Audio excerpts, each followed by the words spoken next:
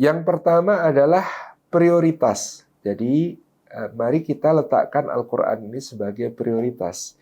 Banyak di antara kita tidak sempat untuk misalnya merutinkan membaca Al-Quran, tidak sempat untuk kemudian tadi memulai hari dengan aktivitas menghafal Al-Quran, dan seakan-akan waktu itu terasa sempit, kita sudah kelelahan, karena kemudian kita juga bekerja, kita juga sekolah, kita juga mungkin memiliki banyak tugas-tugas lain di luar sana.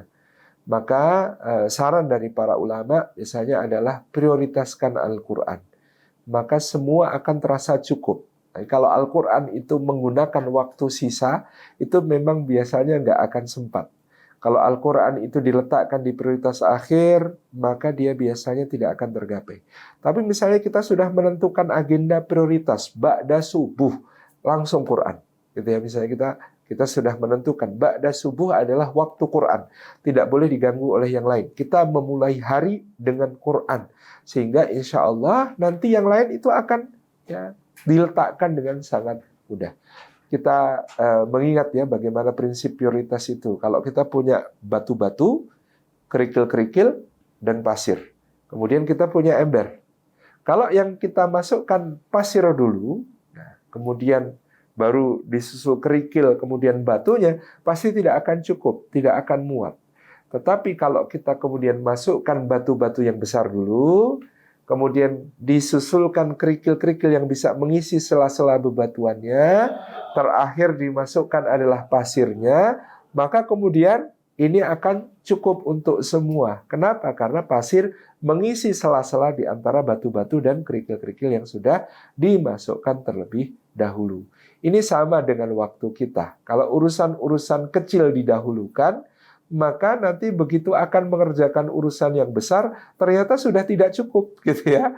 Kalau urusan-urusan kecilnya dimasukkan dulu, maka urusan untuk yang besar tidak cukup. Maka letakkan yang besar dulu, prioritaskan yang pertama-tama. Itu yang kita lakukan sebagai tips pertama, prioritaskan Qur'annya dulu sebelum yang lain.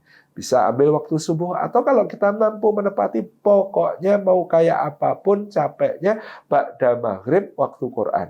Tapi biasanya akan lebih ringan kalau kita letakkan di ba'da subuh tadi, supaya kemudian setelah itu kita sudah longgar, setelah itu kita sudah plong, tidak terbebani tentang aktivitas bersama Quran ini. Jadi prioritaskan, ini yang pertama. Yang kedua, istiqomah itu tentu kalau kita kemudian susun sebagai program tadi dengan saling mengingatkan dan saling menguatkan di antara anggota keluarga. Jadi pagi pokoknya Quran. Semua harus saling mengingatkan bahwa pagi harus bersama Quran.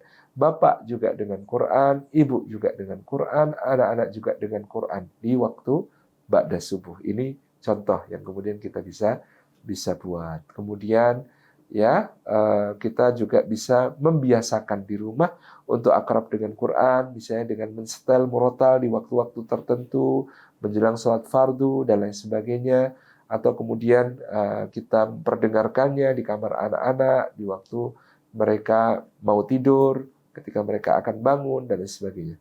Ini akan mengakrabkan dan memudahkan tadi untuk menjadi prioritas, insya Allah.